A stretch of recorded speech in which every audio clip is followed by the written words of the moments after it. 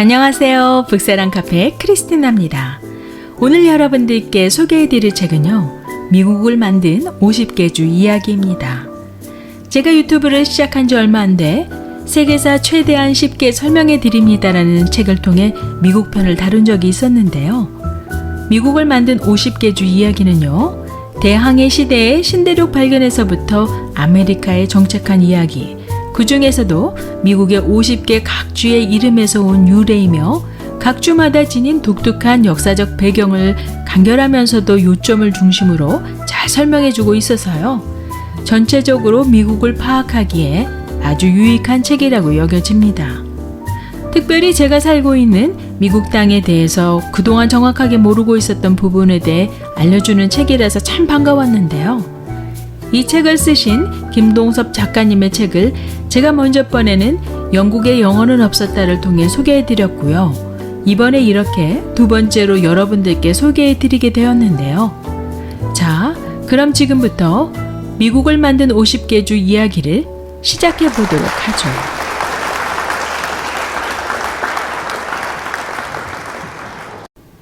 스페인 역사에 있어서 1492년은 그 어떤 해보다도 아주 의미심장한 해라고 할 수 있는데요. 수세기 동안 이베리아 반도를 장악하고 있었던 이슬람의 세력을 카스티아와 아라곤 왕국이 통일을 이루어 이베리아 반도 본토에서 몰아낸 해이면서요. 동시에 이탈리아 출신 항해가였던 크리스토퍼 콜럼버스를 지원해주면서 지금의 아메리카를 발견하게 된 해이기도 했죠. 당시 다른 유럽의 제국들은 자신들의 국가 내에서 벌어지는 정치 문제로 머리 아파하던 때라서요. 영국과 프랑스 모두 대항해 시대의 스페인과 포르투갈 같이 빨리 해외로 눈을 돌리지 못하던 상황이었죠. 한편 스페인 왕국과 포르투갈 왕국은요, 남미 대륙의 기득권을 놓고 경쟁하게 되는데요. 점점 상황이 악화되자 교황 알렉산더 6세가 중재하기에 이릅니다. 1494년 토르데시아스 조약을 통해 포르투갈은 남미 대륙의 동쪽에 속하는 브라질을, 서쪽은 모두 스페인이 차지하게 되어서요. 브라질을 제외한 모든 나라가 스페인 영향권 아래 들어가게 됩니다. 이렇게 토르데시아스 조약으로 남미에서 기득권을 얻은 스페인은요, 서인도 제도를 기반 삼아 북미 대륙에 진출하게 됩니다. 스페인의 에르난도 데 소토라는 젊은 탐험가가 최초의 유럽인으로서 플로리다의 총독으로 임명되기도 했고요. 1539년에 약 4년 동안 플로리다, 조지아, 사우스 노스캐롤라이나, 엘라베마, 테네시, 아칸사, 오클라호마 등 많은 지역을 답사하면서요. 북미 대륙에 금이 있다는 소문을 믿고 하염없이 미시시피 강을 따라가다가요. 강변에서 죽음을 맞이하게 됩니다. 스페인은 미국 서부와 중부 지방에 거대한 식민지를 형성하면서요. 이곳을 뉴 스페인이라고 부르면서 스페인 보왕의 직속령에 편입시킵니다. 영국이 뒤늦게 신대륙으로 뛰어들었을 때에는 이미 신대륙으로 가는 길은 스페인 통제 아래 있게 되자 이때 영국은 수단과 방법을 가리지 않고 바다의 해적까지 동원해 스페인을 제압하려고 했죠. 마침내 엘리자베스 1세 때 스페인의 무력 함대를 격파하고 본격적으로 대항으로 진출하게 됩니다. 영국의 북미로 진출해 개척한 식민지는 버지니아였고요.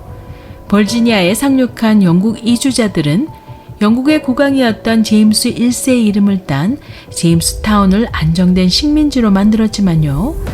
대부분 이주민들은 질병에 걸려 최초의 이주민은 300명 중에서 60명 정도밖에 남지 않게 되죠.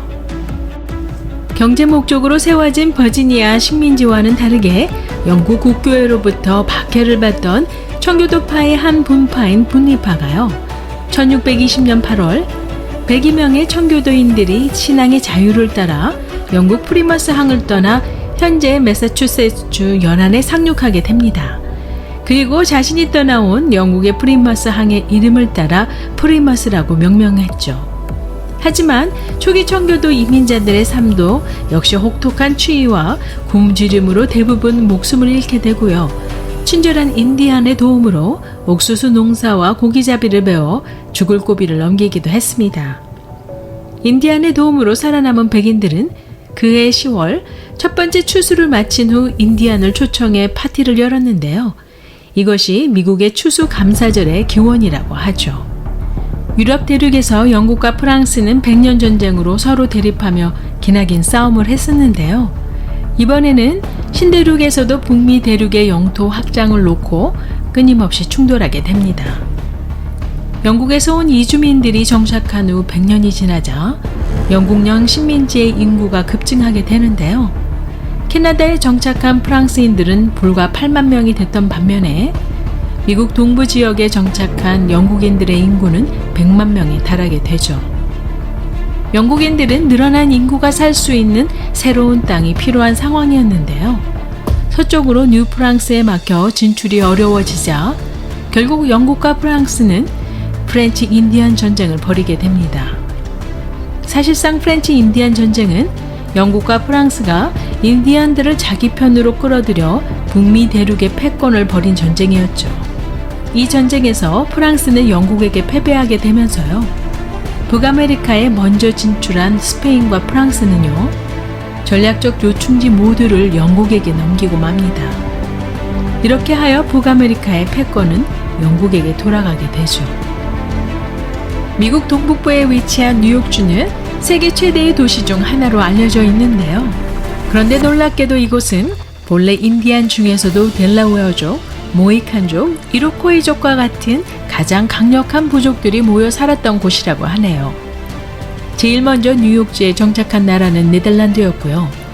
허드슨강의 이름도 네덜란드인들이 고용했던 영국의 탐험가 헨리 허드슨의 이름에서 비롯된 것이라고 합니다. 1625년 네덜란드인들은 이곳을 뉴 엠스트라담이라고 불렀고요.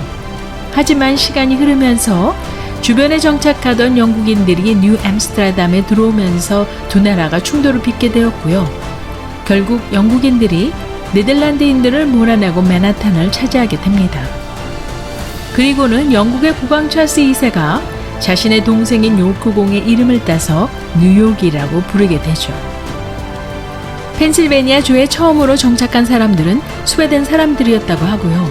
이들은 지금의 필라델피아 근처에 정착하고 이 지방을 뉴 스웨덴이라고 불렀다고 합니다.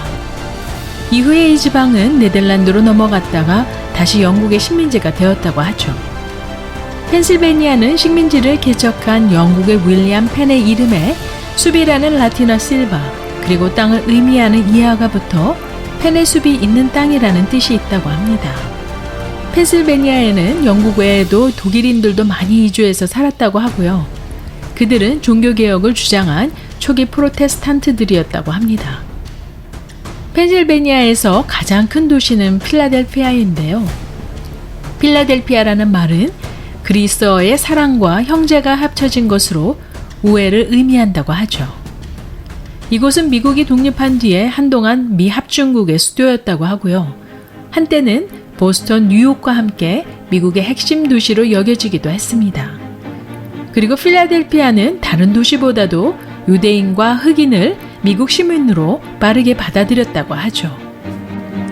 매사추세츠라는 말은 원주민인 나바오족의 언어로 큰 산 옆의 초원 혹은 큰 언덕 위에라는 뜻으로 써요. 1620년 메이플라워를 타고 종교의 자유를 찾아왔던 청교도인들이 처음 도착해 정착한 곳으로서요. 순례자의 주, 즉 필그림 스테이시라고 부르기도 합니다. 뉴잉글랜드는 미국 북동부의 6개 주, 매사추세츠, 로드아일랜드, 코네티컷, 버몬트, 메인, 뉴햄피셔를 말하는데요. 이들 중 가장 큰 도시가 매사추세츠의 보스턴이죠. 매사추세츠 출신의 가장 유명한 사람은요.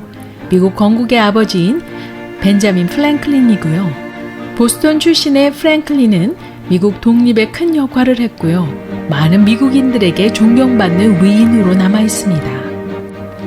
지금의 루이지애나는 미시시피강 하류, 멕시코만에 위치하고 있는데요. 면적은 한반도의 절반을 조금 넘는다고 하네요. 1800년 초만 해도 루이지애나는 미국 대륙의 4분의 1에 해당할 정도로 큰 땅이었는데요. 1803년 나폴레옹이 이 땅을 1500만 달러에 매각합니다. 중부지방으로 영토를 확장하려는 미국에게는 아주 좋은 기회였다고 하죠. 채무에 시달렸던 당시 프랑스로서는 루이지아나를 팔 정도로 사정이 급했던 모양이었던 것 같은데요.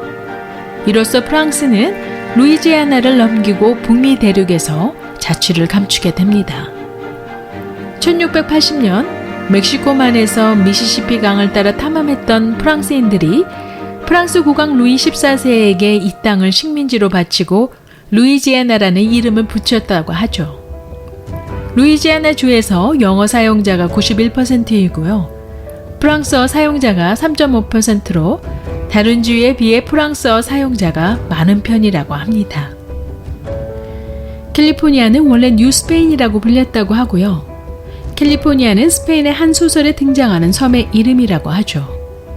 본래 캘리포니아는 멕시코 영토였지만요. 이곳에 살던 백인들이 1846년 멕시코로부터 독립하여 캘리포니아 공화국을 선포합니다. 하지만 같은 해 7월에 미국에 합병되어 불과 29일 동안만 공화국은 지속되었죠. 멕시코와 미국은 캘리포니아에 지배권을 두고 전쟁을 벌였고요. 미국의 승리로 캘리포니아는 완전히 미국의 한 주로서 자리를 잡게 됩니다. 한편 1853년에 캘리포니아로 골드러시에 참여한 사람은 25만 명에 이른다고 하고요. 1849년에서 1853년까지 금채굴은 전성기를 맞이하게 되었다고 하는데요. 1860년까지 어마어마한 금을 채굴했다고 하고요. 캘리포니아 금 덕분에 미국은 30년간의 디플레이션을 완전히 극복해 경제가 급격히 성장했다고 합니다. 저는 미국을 만든 50개 주 이야기를 리뷰해 보면서요. 미국 안에 50개 주가 저마다 아주 독특한 특색과 역사를 가지고 있으면서도요. 미국이라는 한 나라 안에서 서로 조화를 이뤄나가는 모습이 참 대단해 보였습니다. 이 책은 내용면에서 1부와 2부로 나뉘어져 있고요. 1부에서는 북미 대륙의 식민지 개척사를 짧게 설명해주고 있고요. 2부에서는 본격적으로 미국을 동부, 중부, 그리고 서부로 나누어서 각 주의 이름의 유래이며 역사를 간략하게 이야기해주고 있습니다. 이 책을 통해서요, 미국의 50개의 주들 중에 잘 알려지지 않았던 주를 공부하실 수 있는 아주 좋은 기회라고 여겨지는데요. 관심 있으신 분들은 이 책을 읽어보실 것을 추천드립니다. 오늘의 영상을 끝까지 시청해 주심을 감사드리면서요. 구독, 좋아요 잊지 마시고요. 그럼 다음 영상에서 뵐 때까지 안녕히 계세요.